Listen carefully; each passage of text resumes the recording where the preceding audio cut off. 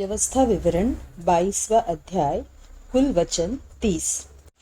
तू अपने भाई के गाय बैल या भेड़ बकरी को भटकी हुई देखकर अनदेखी न करना, उसको अवश्य उसके पास पहुंचा देना। परंतु यदि तेरा वह भाई निकट न रहता हो या तू उसे न जानता हो, तो उस पशु को अपने घर के भीतर ले आना, और जब तक तेरा वह भाई उसको न ढूंढे तब तक वह तेरे पास रहे, और जब वह उसे ढूंढे तब उसको दे देना। और उसके गधे या वस्त्र के विषय वरन उसकी कोई वस्तु क्यों न हो जो उससे खो गई हो और तुझको मिले, उसके विषय में भी ऐसा ही करना। तू देखी अनदेखी न करना। तू अपने भाई के गधे या बैल को अनदेखी न करना, उसके उठाने में अवश्य उसकी सहायता करना। कोई स्त्री पुरुष का पहरावा न पहने और न कोई पुरुष स्त्री का पहरावा पहने, क्योंकि ऐसे कामों के सब करने वाले तेरे परमेश्वर यहोवा की दृष्टि में घृणित है। यदि वृक्ष या भूमि पर तेरे सामने मार्ग में किसी चिड़िया का घोंसला मिले, चाहे उसमें बच्चे हो चाहे अंडे, और उन बच्चों या अंडों पर उनकी माँ बैठी हुई हो, तो बच्चों समेत माँ को न लेना। बच्चों को अपने लिए ले तो ले, परंतु माँ को अवश्य छोड़ देना, इसलिए कि तेरा भला हो और तेरी आयु के दिन बहुत हो। जब तू नया घर बनाए तब उसकी छत पर आड़ के लिए मुंडेर बनाना। ऐसा न हो कि कोई छत पर से गिर पड़े और तू अपने घराने पर खून का दोष लगाए। अपनी दाख की बारी में 2 प्रकार के बीज न बोना। ऐसा न हो कि उसकी सारी उपज अर्थात तेरा बोया हुआ बीज और दाख की बारी की उपज दोनों अपवित्र ठहरे। बैल और गधा दोनों संग जोत कर हल न चलाना। ऊन और सनी की मिलावट से बना हुआ वस्त्र न पहनना। अपने ओढ़ने के चारों ओर की कोर पर झालर लगाया करना। नैतिकता के नियम।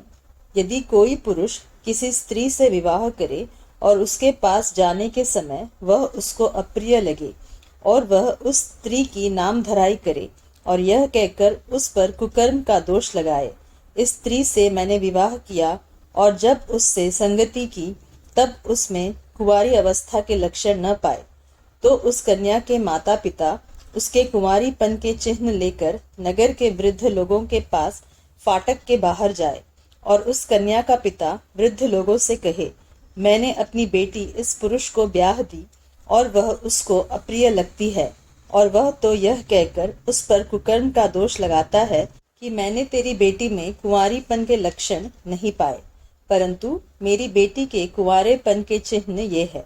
तब उसके माता पिता नगर के वृद्ध लोगों के सामने उस चद्दर को फैलाए।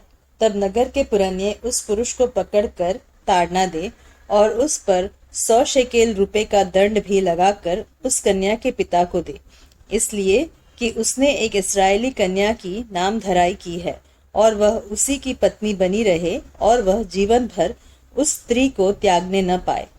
परंतु यदि उस कन्या के कुंवारीपन के चिन्ह पाए न जाए और उस पुरुष की बात सच ठहरे, तो वे उस कन्या को उसके पिता के घर के द्वार पर ले जाए और उस नगर के पुरुष उस पर पथराव करके मार डाले।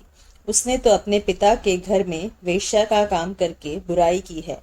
यों तू अपने मध्य में से ऐसी बुराई को दूर करना। यदि कोई पुरुष दूसरे पुरुष से ब्याही हुई स्त्री के संग सोता हुआ पकड़ा जाए, तो जो पुरुष उस स्त्री के संग सोया हो वह और वह स्त्री दोनों मार डाले जाए। इस प्रकार तू ऐसी बुराई को इस्राएल में से दूर करना। यदि किसी कुंवारी कन्या के विवाह की बात लगी हो और कोई दूसरा पुरुष उसे नगर में पाकर उससे कुकर्म करे, तो तुम उन दोनों को उस नगर के फाटक के बाहर ले जाकर उन पर पथराव करके मार डालना। उस कन्या को तो इसलिए कि वह नगर में रहते हुए भी नहीं चिल्लाई, और उस पुरुष को इस कारण कि उसने अपने पड़ोसी की स्त्री का शील भंग किया है। इस प्रकार तू अपने मध्य में से ऐसी बुराई को दूर करना। परंतु यदि कोई पुरुष किसी कन्या को जिसके विवाह की बात लगी हो मैदान में पाकर बरबस उससे कुकर्म करे, तो केवल वह पुरुष मार डाला जाए जिसने उससे कुकर्म किया हो, और उस कन्या से कुछ न करना। उस कन्या का पाप प्राणदंड के योग्य नहीं, क्योंकि जैसे कोई अपने पड़ोसी पर चढ़ाई करके उसे मार डाले, वैसी ही यह बात भी ठहरेगी कि उस पुरुष ने उस कन्या को मैदान में पाया और वह चिल्लाई तो सही, परंतु उसको कोई बचाने वाला न मिला। यदि किसी पुरुष को कोई कुंवारी कन्या मिले जिसके विवाह की बात न लगी हो और वह उसे पकड़कर उसके साथ कुकर्म करे और वे पकड़े जाए, तो जिस पुरुष ने उससे कुकर्म किया हो वह उस कन्या के पिता को 50 शेकेल रूपा दे और वह उसी की पत्नी हो। उसने उसका शील भंग किया, इस कारण वह जीवन भर उसे न त्यागने पाए। कोई अपनी सौतेली माता को अपनी स्त्री न बनाए, वह अपने पिता का ओढ़ना न उघाड़े।